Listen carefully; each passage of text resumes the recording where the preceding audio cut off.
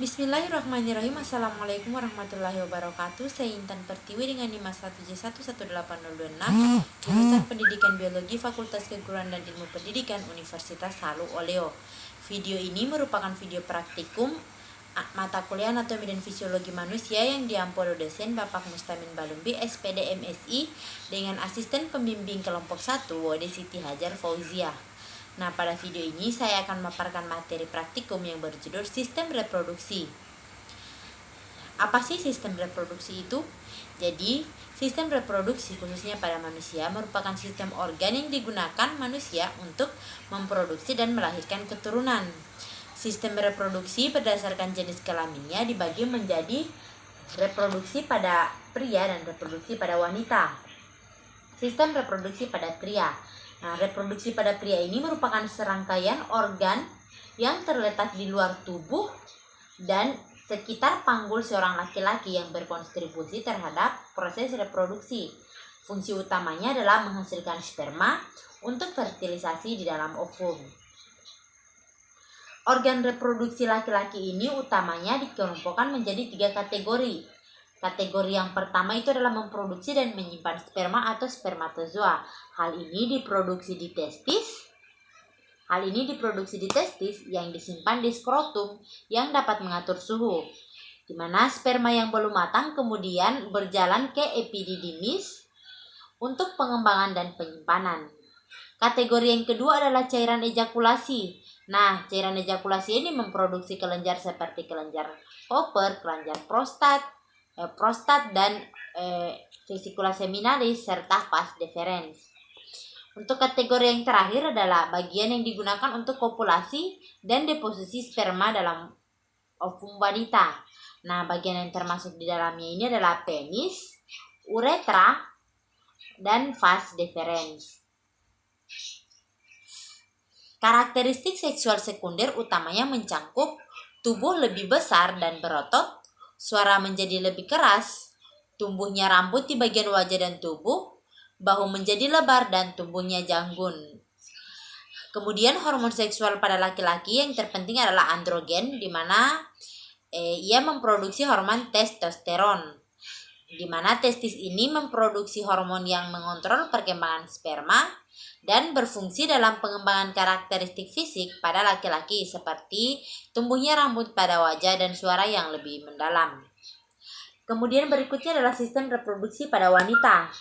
Nah, sistem reproduksi pada wanita ini merupakan serangkaian organ yang terletak di dalam tubuh dan di sekitar panggul perempuan yang bertugas terhadap proses reproduksi. Nah, sistem reproduksi pada wanita ini terdiri dari 3 bagian utama, yaitu vulva yang mengarah ke vagina, lubang vagina, dan rahim. Rahim ini dia berfungsi untuk menahan janin yang sedang berkembang, serta yang terakhir itu adalah ovarium. Kemudian pada vagina, vagina ini dia terletak di luar vulva dan meliputi labia mayor, labia minor, klitoris, dan uretra. Nah, di mana selama hubungan seksual di daerah tersebut dilumasi oleh lendir yang disekresikan oleh kelenjar yang disebut dengan kelenjar Bartholin, di mana vagina ini melekat ke dalam rahim melalui leher rahim, sedangkan rahim melekat pada ovarium melalui yang disebut dengan tuba Fallopi. Ovarium ini mengandung ratusan sel telur atau ovum, di mana pada saat 28 hari kelenjar pituitari itu melepaskan hormon yang merangsang berbagai sel telur untuk berkembang dan tumbuh. Nah, satu ovum dilepaskan dan melewati tubuh Fallopi ke rahim. Kemudian hormon yang disekresikan oleh ovarium membuat uterus dapat menerima ovum.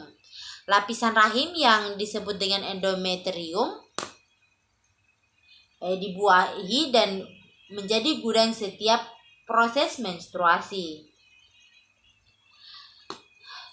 Kemudian ada pula yang disebut dengan produksi gamet, di mana gamet ini diproduksi dalam gonad melalui sebuah proses yang kita kenal dengan gametogenesis.